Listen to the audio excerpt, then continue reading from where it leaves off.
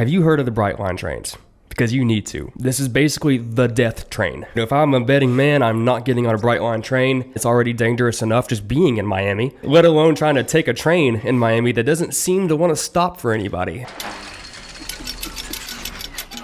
Hey guys, welcome back to another episode of Shifting Gears. My name is Greyson Harris. That's Carson Sharp over there. And we are here to basically recap all of the fun and not so fun transportation stories that happened in 2023, because let me tell you, there were quite a few. We'll get right into it. We'll start with number 10. Well, this was sort of a fan favorite of a logistics story. How about Taylor Swift's record-breaking Eras Tour? You may be thinking, what does that have to do with logistics?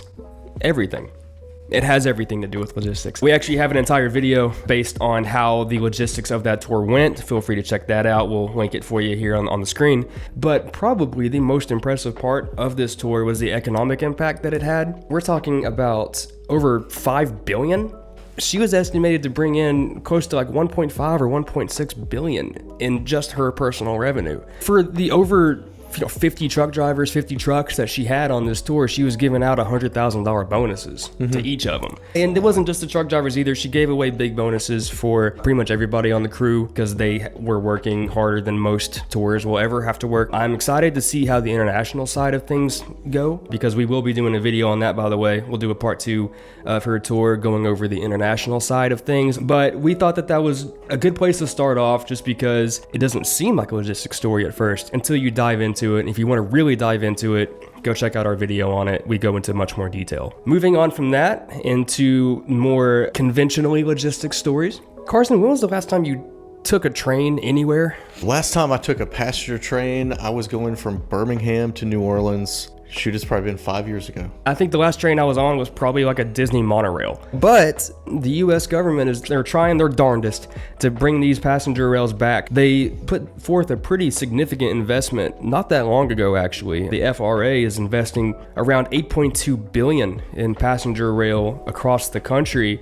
And in a way that this is relevant to us here and locally in Chattanooga is, well, Chattanooga used to be, and in some ways still is, but really used to be a major train hub. Mainly freight, but a good bit of passenger rail as well. I mean, we're right next door to the choo-choo terminal over there, which, obviously had its heyday. But now Chattanooga is using some of the funds from this grant to study a new passenger rail system that would connect Chattanooga to Memphis and Nashville and Atlanta. But what they're basically trying to do is bolster a public transportation system that has not necessarily had a whole lot of help over the last few decades. We've been so reliant on just having our own cars and going places on our own. As the passenger rail grows, it would definitely be a big competitor for the airline industry, especially connecting your smaller markets like Chattanooga to a bigger market like Atlanta. There are people that will just pay for a plane ticket from Chattanooga to Atlanta to avoid the Atlanta parking traffic and all that stuff. I mean, so that might get taken out completely. You can just take a train there.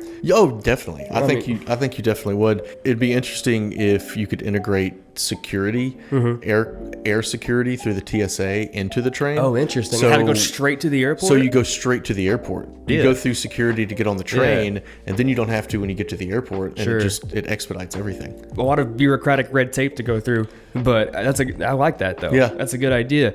The only thing about passenger rail we have to be careful of is to make sure that we don't take the example from the Bright Line system of trains in Florida. Yeah. Have you heard of the Bright Line trains?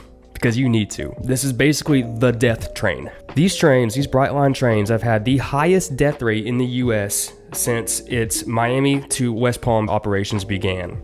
About 1 death for every 32,000 miles. But the next worst major railroad has a fatality every 130,000 miles.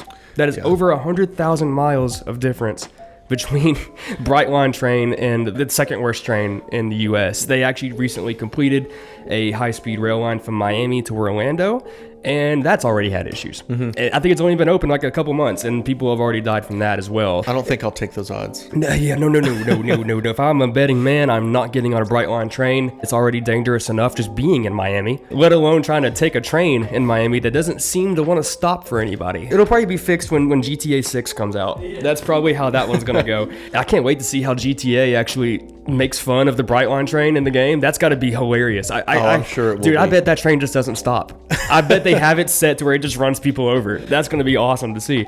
Not in real life. just in the video game. So as long as passenger rail doesn't take any sort of inspiration from the Bright Line trains, then I'm here for it, especially your idea of a Chattanooga Airport to Atlanta Airport train. All right, so moving on to number 8, we have the rise of cargo thefts. This might be an issue that you weren't even aware was so much of an issue. We'll put this example out there. I'm a big sneakerhead. There was an issue, I think this was last year, of a FedEx truck, or maybe not FedEx truck, maybe it was just a straight up Nike truck, that was raided in Memphis for thousands of pairs of the Air Jordan 11 cherries, all right?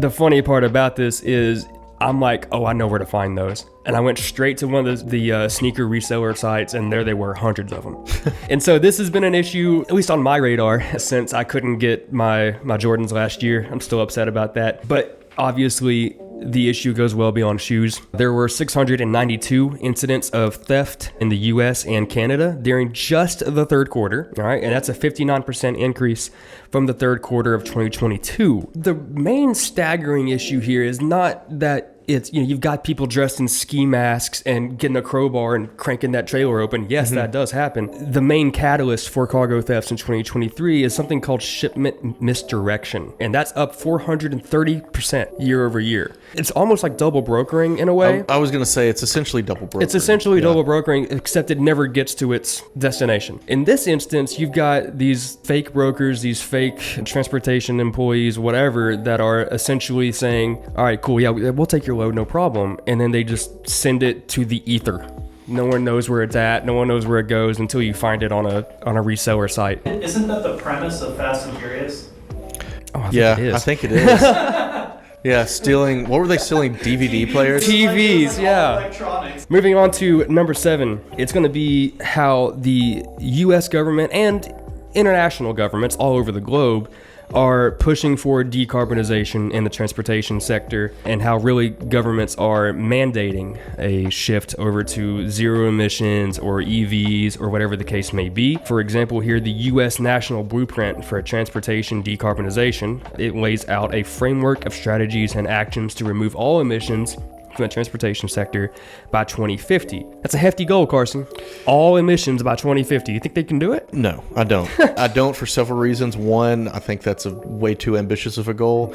Number 2, the government is just historically not that great at doing these things. Right. I think they're going to have to lean heavily on the private sector and get them to buy into this to make that goal even remotely possible. Yeah. But that's just my opinion. We do have a whole video going into great lengthy detail about it, so definitely check that out. Speaking of international governments, we're going to move straight into international conflicts. The Russia-Ukraine war, in very many ways, opened a lot of people's eyes in the supply chain to how huge international conflicts like this can make or break your supply chain. For example, we had diesel prices soaring to levels that we hadn't seen in a while. They're finally just now coming down to where they should be normally. Economic sanctions on Russian gas and oil specifically did cause some of the price increases we saw.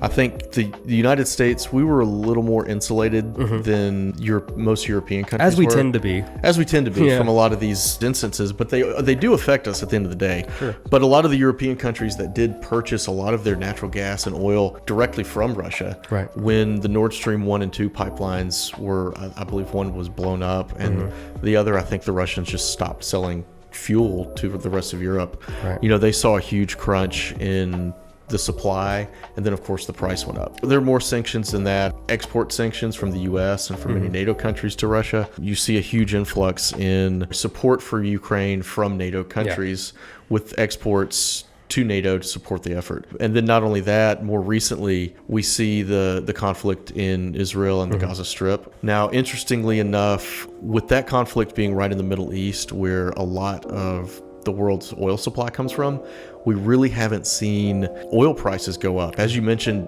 oil prices are actually down right now. Yeah. Which it's kind of doesn't make a lot of sense when you consider where the conflict is. But Israel and Gaza don't produce or export oil for the most part. They're really not oil producing countries. Now, however, the proxy states of Hamas, who operates within the Gaza Strip, these countries such as Iran, to a lesser extent Saudi Arabia, who has also stepped in and voiced their concerns over the conflict, these are major oil producing countries and members of OPEC. So if the conflict grew to a more regional conflict, you're looking at an existential threat to country of Israel, as well as you're going to see oil prices across the globe increase rapidly should the conflict grow outside the borders of Israel and Gaza Strip. Moving into the top 5, the Panama Canal. And this is another video that we've done in the past, talking about how important the Panama Canal is. I remember we actually went into great detail about the 2019 drought in that last video that we did that caused so many issues. But now we've got a drought in 2023 that is already worse. From all accounts, it's already worse. You've got transit times that are, doubling, tripling. You've got shipping lines that are paying millions to just skip the line. One thing that I've noticed throughout my career working in supply chain is that most people tend to not care or not notice supply chain until there's a problem. It's never front of their mind. It's always on the back burner. But when there's an issue that disrupts their day or disrupts their sale, then they're going to find out all about it. So I think we saw this a couple of years ago with the blockage in the Suez Canal. A lot of people learned what the Suez Canal was at that point. The other major canal for international shipping, of course, is the Panama Canal, which we've already talked about on the other side of the world. But Grayson, as you just mentioned, if you can't get through the Suez or through the Panama Canal, you have to sail around the tip of South America. Right. That adds huge cost and huge time delays to your transit. A lot of ships coming trans-Pacific from China and Southeast Asia utilize the Panama Canal if they're servicing the eastern coast of the United States. So they'll transition through the Panama Canal, they'll bunker in the Caribbean, and then they'll bounce up the east coast of the United States and deliver and pick up at ports from Miami, Port Everglades, all the way up to New Jersey and New York City. But if that canal is not open because there's no water in it, the Panama Canal, unlike the Suez Canal, it's not at sea level. Right. So Suez, there's no locks. The ships can just transition through. In the Panama Canal, there's a series of locks that get you up to the lake in the middle of the canal, and then you have to lock back down to sea level. But in a major drought, when there's not enough water to fill these locks, then you start to see a major problem. Moving on to number 4, and Carson, this is probably my favorite story, but also I don't want to say favorite because it wasn't a good thing that happened. It's fun to talk about. It's just a fun thing to talk about, So Norfolk Southern basically nuked a town in Ohio. The train derailment up there in Ohio actually, I think, was underreported for the most part for what it was, because the cleanup cost $803 million. How many accidents do we have that cost almost $1 billion to clean up that we just don't even hear about? That town was ruined. The toxic chemicals that were spilled, something I read said that the water may not be drinkable there for decades. Part of this issue is, you can go through and you can really read up on the incident itself, but the main gist of it is that the train derailed. It was carrying some hazardous materials. Norfolk Southern and some other officials had basically decided that the best way to contain it would just be to go ahead and set it on fire instead of waiting for it to explode or seep into the ground or do whatever. And there was an evacuation and everything, and a lot of civilians, a lot of residents up there were afraid to come back. I think a lot of people never did. A lot of people probably never did. I don't blame them one bit. There are quite a few train derailments that happen every single year, more than I think most people understand. And I think maybe this one opened up their eyes to it a little bit, and it definitely opened up the eyes of lawmakers and people in the government that deal with this kind of stuff, because you had, in the aftermath of it, a plethora of new safety regulations and proposals for, how many people should be on a train of that length. If you've got a 2.5 mile long train, you might want more than one person running it. Moving it up to 2 or 3 instead of, we'll just send Steve out there. Steve, you run this 2 mile long train. And if it wrecks, just make sure you set it on fire so that we burn the evidence. Number 3, we have Mexico becoming the top trade partner of the U.S. This one's really interesting to me just because of how our supply chains have changed over the last 2 to 3 years, probably. Right. And a lot of it goes all the way back to the COVID pandemic and how it affected our supply chains. And I've talked about this in past videos as well, but just to summarize it, during the COVID pandemic, when we had a huge demand for products, for goods, it caused a huge backlog in supply chain. So transit times were through the roof. Businesses couldn't get their goods quick enough to sell them. What businesses start doing is they start to evaluate, well, how can we bring our manufacturing closer to home to eliminate this multiple thousand-mile trip overseas from China to the U.S.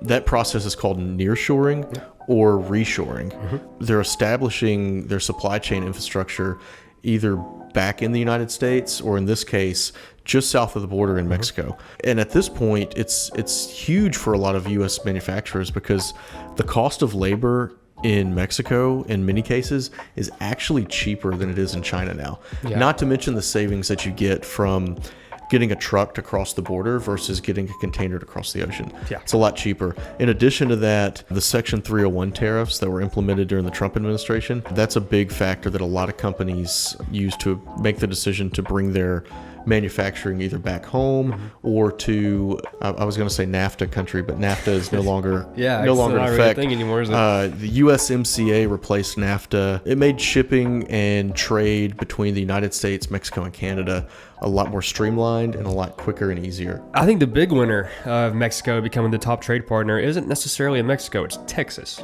I think Texas has a lot to gain from this. Laredo, McAllen, and Tucson, Arizona are three of the biggest crossing points.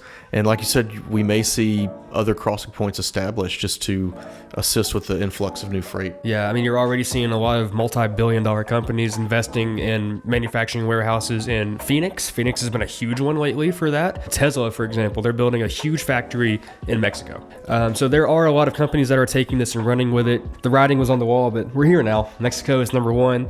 And I'd be interested to see how long they keep it. At number two, we're going to move straight into labor unrest. This was something that for basically the entire summer of 2023 dominated headlines, where it felt like everywhere you looked, someone was on strike, no matter what industry you looked at. And obviously it had a huge impact on the supply chain and transportation industry as a result, especially since a lot of these companies are transportation companies. Yeah. Right? So we'll start with the one strike that technically didn't happen, but if it did, the UPS and Teamsters union disputes over basically all of summer. I was convinced that we were going to see the biggest strike in U.S. history. There were no indications that this was ever going to get resolved, and then it just sort of did. Thankfully it did, because we're talking hundreds of thousands of employees that would have gone on strike as a result. And then in the aftermath of it, you have some of the best salaries I've ever seen for a truck/delivery van driver. But it's interesting that the Teamsters union, I believe it's one of the biggest unions in the United States. And they really have their hand in a lot of these industries. Especially Yellow, right? Yeah, we saw that with Yellow. The Teamsters essentially, they held the company at ransom over some past due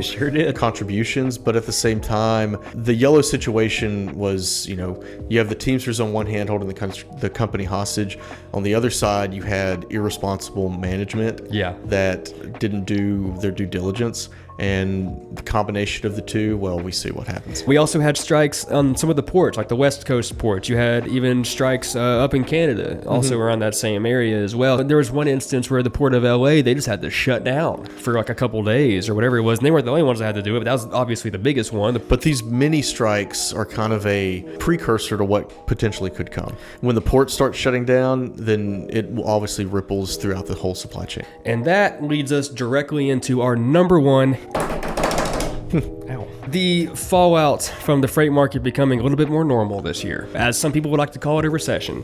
We don't. Me and Carson are sort of the same agreement that it's not really a recession. It's more of a normalization of the freight market. And yes, we do have a video for it. I'm glad you asked. We'll be linking it right here. The freight market was booming over the past 2-3 years, essentially. Yeah. And, it had to come back down to earth eventually, right? And when it came back down to earth, it came back pretty hard. And a lot of companies, a lot of industries in the logistics and supply chain industry weren't necessarily prepared for it. And that has obviously led to, mass layoffs in the logistics industry. Tens of thousands of small to medium-sized carriers that have gone out of business this year as a result of all of this. You've had, like we just mentioned, Yellow Court. After all that labor stuff, they eventually went bankrupt, and then all their stuff got sold about a month ago for like $2 billion or whatever it was. So you had Convoy closing, and that was probably the biggest eye-opener for a lot of people because this was a industry that was backed by titans of the economic industry like Jeff Bezos and Bill Gates. You know, a lot of tech backing in that. A lot of tech backing, which, as you can find out in the video, that might have been part of the reason why it failed, because they thought it was a tech company and it wasn't. You have a lot of fallout from the huge growth of the logistics industry and the supply chain industry and people hiring and hiring and hiring. Well, then it came right down to earth. Yeah. Right. And so I do think that there is a misconception that it's a recession, but I get why people would think so. It's certainly a misconception, and I wouldn't call it a recession. I would call it a correction. COVID exposed a lot of inadequacies or weak points in our supply chain. It also caused an explosion in demand, which in turn led to rates increasing. Well, when the market finally decided it had had enough, it drops off relatively quickly. Anybody that looks at the market short term is definitely going to think that we're in trouble. If you look at the market longer terms, we're just right back on par with rates and with demand. We're right back on par. We're still technically doing better. Yeah, we're actually still slightly above, but if you look at the 2019 demand and rates, 2023 is just right above it. And the reason we're above it is because we're still coming down and correcting from the COVID boom. It's just a basic correction and normalization of the market. Basically, take a look at what your supply chain is and understand, no, it's not going to be what it was the last couple of years, but it can still be very good. You can still do a good job of being efficient and sustainable and moving everything you have to move and still being a very successful company. It just takes a little bit more planning than it probably used to in the past, because a couple of years ago, like I said, you had people that became truck drivers who had never even thought of being a truck driver before because there was just so much money in it. So moving forward, there won't be people taking advantage of the supply chain like the way they used to. Yeah. But there are going to be companies and brokerages and trucking companies and all these other industries that are going to still be able to thrive because they are able to adjust and make some sense out of their supply chain now that we've come out of, you know, essentially the biggest boom that we had ever seen. The best takeaway you can have from what we've seen the last 2 to 3 years is you definitely have to be open to adaptation within your transportation network. We saw plenty of companies that kept doing things the same way they'd always been doing them because that's the way they'd always been doing them. Yeah. When companies get caught into that mindset, you typically fail when the market flips like that. Right. So you have to be flexible and be adaptive to the current situation, or you're not going to survive these market swings. If you're looking for a way to not only survive but thrive in this normal freight market, the thing that hasn't really been the case for the last couple of years, I think it really does help to have a partner that can guide you through some of these decisions, which is what we're here for at KCH. We have a lot of the knowledge and the resources to be able to look at what your supply chain is and figure out the best way to help you move into 2024 and beyond and be successful. So that's going to be pretty much the episode for today. I hope y'all enjoyed. If you have any ideas for future episodes, be sure to leave those in the comments. And while you're heading towards the comments, why don't you stop in that description and check out our website. We got all the social media stuff as well. We got a newsletter. It's down there. Just go look for it.